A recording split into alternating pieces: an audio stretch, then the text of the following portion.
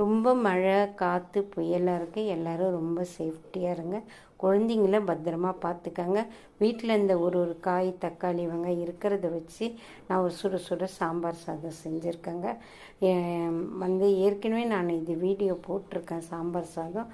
நீங்கள் எங்கள் சிஸ்டர்ஸ் கிச்சனை போய் பார்த்து எங்கள் சேனலுக்கு சப்போர்ட் பண்ணுங்கள், சப்ஸ்கிரைப் பண்ணுங்கள், லைக் பண்ணுங்கள், ஷேர் பண்ணுங்கள். இப்போ இது எல்லாமே போட்டாச்சு. 1/4 ஸ்பூன் சீரகமும் வெந்தயமும் நம்ம அதோடு சேர்த்துட்டோம்னா நம்ம சாம்பார் பொடி எதுவுமே தேவையில்லை. வீட்டில் இருக்க மிளகாத்தூள் போட்டு செஞ்சாலே ரொம்ப சூப்பராக இருக்குங்க.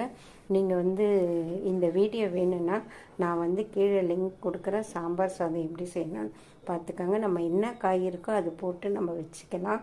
அதனால தான் உங்களுக்கு நான் டீட்டெயிலாக சொல்லலை. தாளிக்கும் போது 1 ஸ்பூன் நெய்யும், அரிசி பருப்பு சேர்க்கும்போது 1 ஸ்பூன் நெய்யும் சேர்த்து போட்டிங்கன்னா